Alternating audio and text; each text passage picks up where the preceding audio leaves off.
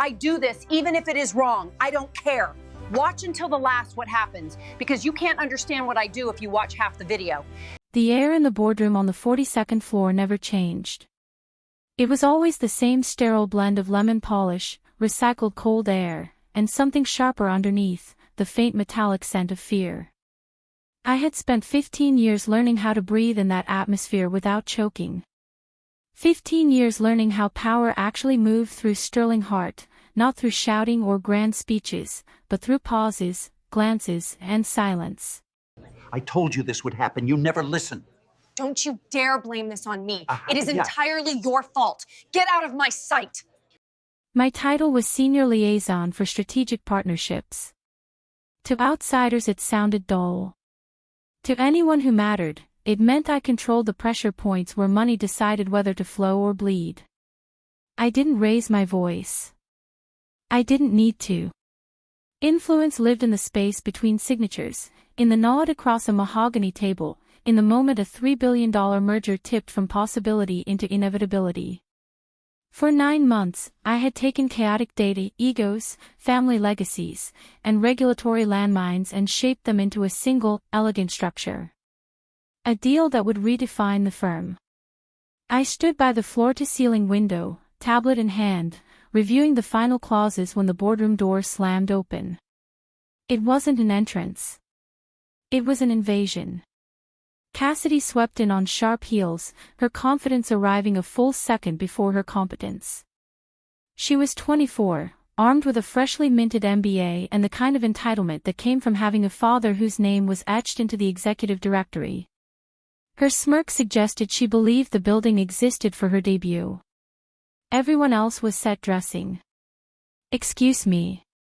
Her voice cut through the room like a blade. She wasn't looking at the skyline.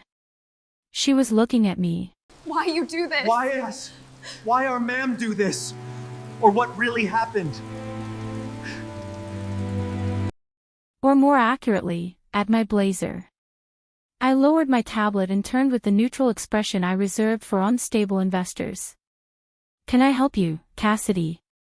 "I know exactly who you are," she said, waving a hand. She held a thick spiral-bound employee handbook, a relic nobody had opened in years. "And I know what you're doing." "Reviewing merger protocols for the Sterling deal," I replied calmly. "No," she sneered, stepping closer. "Jasmine perfume and insecurity. You're violating Code 4, Section B, appropriate client-facing attire." The room froze. Analysts outside the glass walls stopped typing. Coffee cups hovered mid-air. I glanced down at my tailored charcoal Armani blazer, pearl buttons polished, paired with pressed slacks and a leather tote worth more than her car. "I'm not sure I follow." "The buttons," she said, tapping the handbook. "Standardized closures only. And that bag looks distressed. We represent excellence." She said it loudly, deliberately. This wasn't about policy. It was theater. "Cassidy," I said evenly, "I'm finalizing a $3 billion acquisition with Marcus Sterling in 48 hours. Her face flushed. Pushback was unfamiliar territory. "I am the Vice President's Chief of Staff," she announced, inventing authority in real time. "If you can't follow basic rules, how can we trust you with the company's future?" She wanted a scalp. Day 1 dominance. "Take down the matriarch and the pack falls in line." "Go home," she ordered. I can't believe you are blaming this on me! It is your fault what you have done. You are responsible for this mess. Change. Write an apology to HR. No. The word landed clean and final. "You're fired," she shrieked. The silence that followed was thick and unreal. She had crossed the line and couldn't uncross it. "Okay," I said. Her confidence cracked. "What?" "You're right," I said, closing my tablet. "Standards matter." I walked past her and down the hall. She thought she'd won. She had no idea she'd just removed the only person who knew how to translate the Sterling family's silence into signatures. My office was controlled chaos. Files, legal pads, shorthand only I could read. Deals weren't stored on servers. They lived in handwriting, memory, and trust. I packed slowly. No rushing. Rushing suggests guilt. My assistant Sarah stood frozen in the doorway, pale. Emily, the merger. I'm sure Cassidy has it handled, I said gently. I logged out. Cleared my digital footprint. Left the company copies behind. The knowledge was mine. I put on my coat, lifted my tote, and walked out. Cassidy waited by the elevators with security. Bob didn't check my bag. Thank you, I said to Cassidy, smiling. Good luck with the appendices.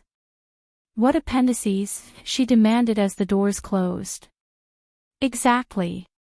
By evening, my phone exploded. Legal panic. Tokyo partners furious. Appendices missing. I'm begging you, if you see any signs of fraud in your workplace, report it immediately. Don't make the same mistake I did. I poured wine and watched the messages pile up. The appendices were never files. They were promises. Handshakes. Family land in Montana disguised as liability. And they were burning quietly in my fireplace. When Marcus Sterling called, I answered. I've been terminated, I said. Silence. Breakfast tomorrow, he said finally. The Pierre. Don't sign anything. By morning, I wasn't an employee. I was leverage. At breakfast, he slid a contract across the table. Director of Strategic Acquisitions. Double salary. Equity. Control. One more thing, he added. I'm still meeting your firm. He wanted her to see me. Across the street, Cassidy spotted us through the glass. Panic bloomed. At 9 sharp, Marcus walked into the building. I waited. When I entered the lobby, Cassidy was lying about my hospitalization. Marcus checked his phone. Strange, he said. She says the coffee was excellent. Her world collapsed. You fired her, the CFO shouted. Marcus turned to me. Are you employed here? No. Then I don't trust anyone here. He left. The deal died in the lobby. They begged. Offered promotions. Money. I already have a new job, I said. Who hired you? The client. 3 days later, the stock dropped 18%. When they begged Marcus back, he offered 30 cents on the dollar. Cassidy watched me walk out behind him. I didn't check my buttons. They were perfect. The fallout did not arrive all at once. It crept in layers, like water seeping through cracks no one wanted to acknowledge. By the time the board understood the damage, it was already structural. Sterling Hart had spent decades cultivating the illusion of control. One impulsive decision shattered it. Markets sense fear faster than humans. Analysts started whispering before the executives finished arguing. I watched it unfold from a distance, which was exactly where power is clearest. When you're inside the machine, noise drowns out patterns. When you step away, the design reveals itself. My phone stayed silent by choice. Silence forces honesty. Every unanswered call was a mirror they refused to look into. Marcus moved with surgical patience. Old money does not rush. It waits for gravity to do the work. The rumors were allowed to breathe. Procedural delays. Leadership instability. Cultural friction. None of it denied. None of it clarified. Uncertainty is more corrosive than bad news, and Marcus understood that better than anyone in the room. Cassidy, on the other hand, was unraveling publicly. HR leaked. They always do. Not out of malice, but self-preservation. Her termination authority was questioned. Her fabricated medical excuse documented. Her emails preserved. The word liability began appearing next to her name in conversations where her father was not present to interrupt. Sterling Hart's executive floor became a pressure cooker. Meetings stretched late into the night. Consultants were flown in to explain problems they did not understand. Lawyers argued over disclosure obligations while traders watched the stock tick downward in real time. Every solution required knowledge that no longer worked there. I was at Marcus's office when the board formally requested mediation. It was written politely. Apologetically. Desperation wrapped in professional language. They wanted a reset. A neutral ground. They wanted me back without saying my name. Marcus read the letter once, then handed it to me. "What would you do," he asked, "if they hadn't insulted you?" I didn't hesitate. "I'd still punish incompetence," I said. "Just less personally." He smiled. "Good. Then this isn't revenge. It's correction." The meeting was scheduled for 3 days later. Full board attendance required. Apologies implied. Accountability promised. They agreed to everything because they had nothing left to trade. By then, the narrative had escaped them. The press smelled blood. Shareholders demanded explanations. The VP stopped answering his daughter's calls. The morning of the meeting, the building felt different. Security tighter. Voices lower. Fear makes even marble echo. I arrived with Marcus and James, walking through the lobby like a returning ghost. Conversation stopped mid-sentence. People recognized leverage when they saw it. Cassidy was already seated in the boardroom when we entered. Smaller now. No tailored armor. No defiance. Her father sat beside her, rigid, eyes fixed forward. He had not slept. None of them had. Power ages badly under fluorescent lights. The CEO opened with prepared remarks about misunderstandings, growth opportunities, and shared values. Marcus let him finish. Silence followed. Long enough to remind them who owned it now. "I'm not here to revisit the original deal," Marcus said calmly. That opportunity expired when competence left the room. The CFO shifted. "Then why are we here?" "Because I'm willing to buy the remains," Marcus replied. "At a price adjusted for reality." I slid the valuation packet across the table. Revised numbers. Reduced projections. Risk premiums applied without mercy. 30 cents on the dollar was generous under the circumstances. Outrage followed. Predictable. Accusations. Pleas. Threats of litigation. Marcus listened without interruption. When they finished, he turned to me. "Emily," he said, "would you explain the Montana exposure?" I outlined it clinically. Environmental liability. Zoning risk. Legacy obligations. All previously mitigated through relationships and trust. All now unmanageable. The room grew colder with each sentence. Cassidy finally spoke. "You're exaggerating." I met her eyes. "You deleted the mitigation." Her father turned toward her sharply. "What?" "You insisted on standardization," I said. "You removed context because you didn't understand it." Silence collapsed inward. The VP's shoulders sagged. He knew. Too late, but he knew. "This is extortion," the CEO said weakly. "No," Marcus replied. "This is valuation." He stood. "You have until close of business." After that, I wait for bankruptcy proceedings. When we left, no one followed. There was nothing left to say.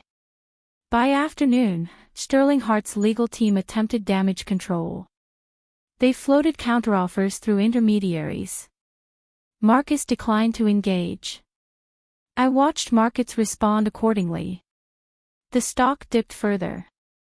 Analysts revised outlooks downward. Confidence evaporated. Cassidy was formally terminated before sunset. Cause listed. Severance denied. Her father resigned the following morning, citing health reasons. The board accepted without comment. Institutions move on quickly once the lesson is learned.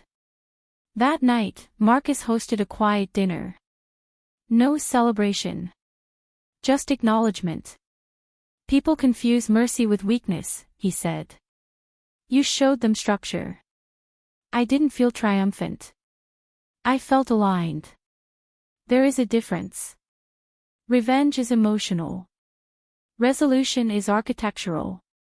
The following week, we acquired Sterling Hart's core assets through a holding entity. The press framed it as consolidation. History will call it inevitability. I took my office on the top floor of a different building with better light and fewer illusions. Sometimes I think about Cassidy. Not with satisfaction, but with clarity.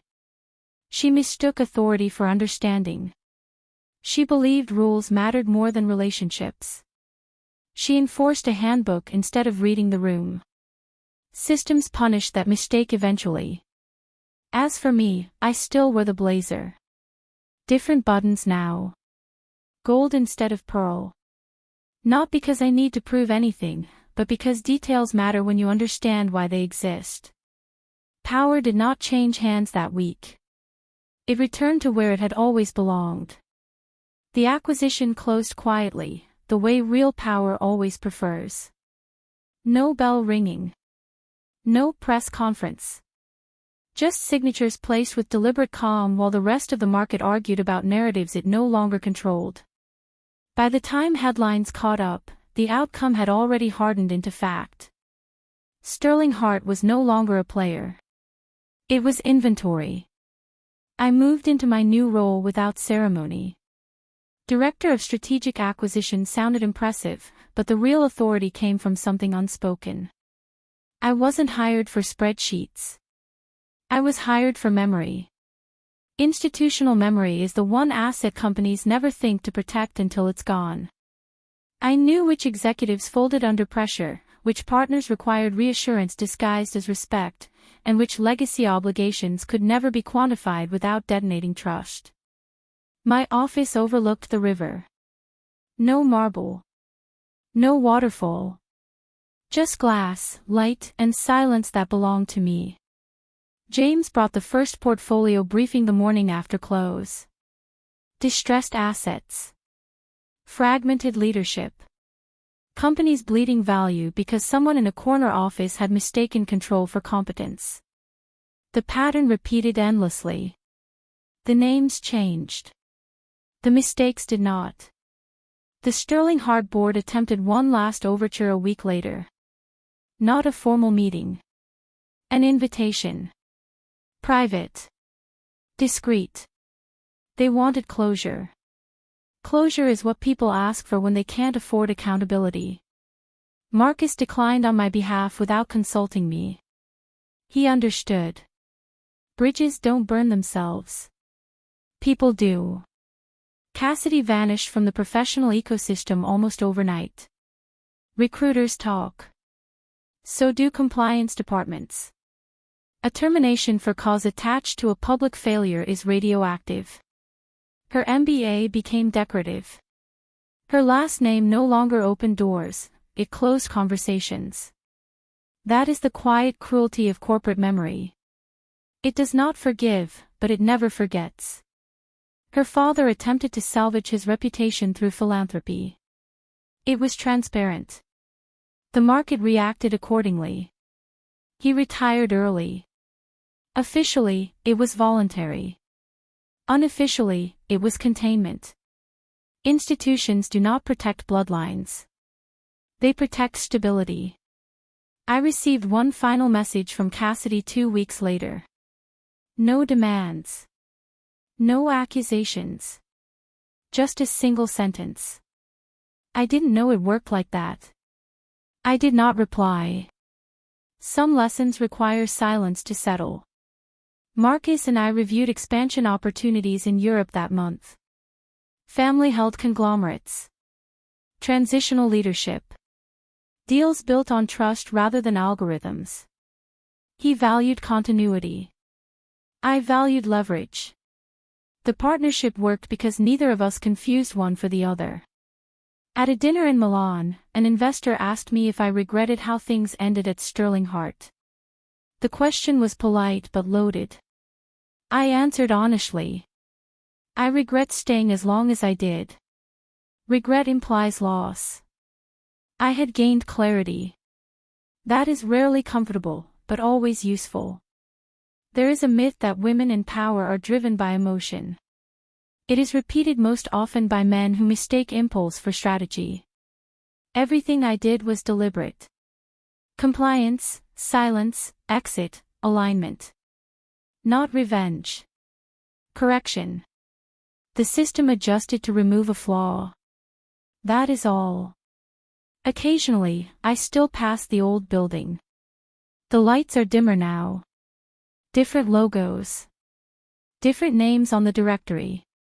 The waterfall is gone. Too expensive to maintain. Symbolic, really. Excess always evaporates first.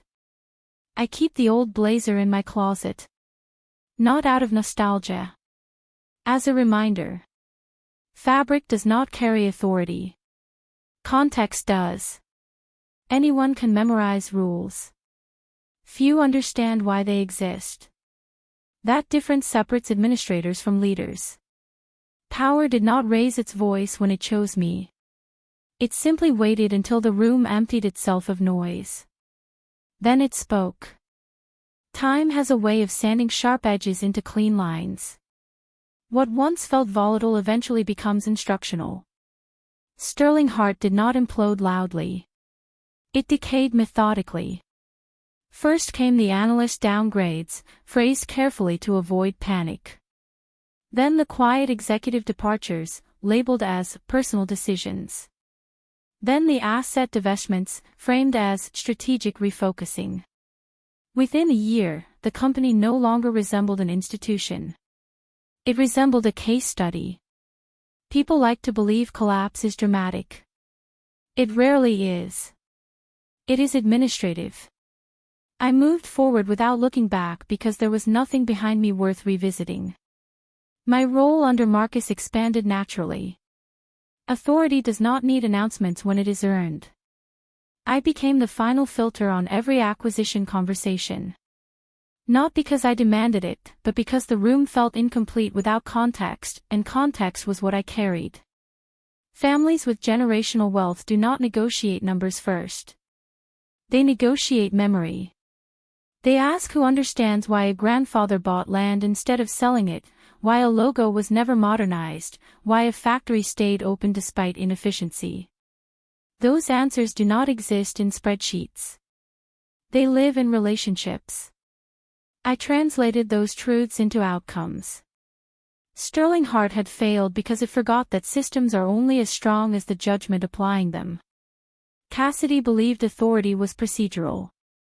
She believed enforcement created legitimacy. She believed policy replaced understanding. That belief did not make her cruel. It made her dangerous. I was invited to speak at a private executive forum 6 months after the acquisition. No press. No recordings. The audience consisted of CEOs who had survived crises and those who had not yet faced one. The moderator asked how organizations could prevent internal sabotage disguised as compliance. You cannot prevent it, I said. You can only identify it early. They waited. When rules become weapons, I continued, it means leadership has outsourced thinking. The moment a handbook outranks experience, the organization has already chosen fragility. No one disagreed. They rarely do when the truth is delivered without emotion. Cassidy's name surfaced only once more. A routine background inquiry. Entry-level position. Reduced responsibility. No leadership track. The system had recalibrated her exactly where her understanding ended. It was not vindictive. It was efficient. Her father retired quietly. His departure memo emphasized gratitude and legacy. No mention of failure. Institutions prefer soft exits. It keeps the machine running. Marcus stepped back 2 years later. Officially retired. Unofficially still present. On his final day, he handed me a fountain pen. Heavy. Balanced. Unbranded. You don't need guidance, he said. Just consistency. The pen stays on my desk. Symbols endure longer than tools. Occasionally, junior executives ask how to assert authority. The phrasing never changes. They want dominance without responsibility. I answer the same way every time. If you have to announce authority, I tell them, you do not possess it. Some understand immediately. Most nod politely and learn later. The blazer that started everything still hangs in my closet. I have never worn it again. Not because of superstition. Because context changes meaning. That blazer belonged to a version of me carrying weight that was never reciprocated. I do not collect reminders of imbalance. Power does not punish. It redistributes. It flows toward competence, patience, and memory. Sterling Hart lost it because it valued optics over understanding. Cassidy accelerated the process, but she did not create it. She was simply the spark in a room full of gas. The real lesson was never about revenge. Revenge is reactive. This was alignment. Systems correcting themselves once interference was removed. I did not win. I was released. That distinction matters.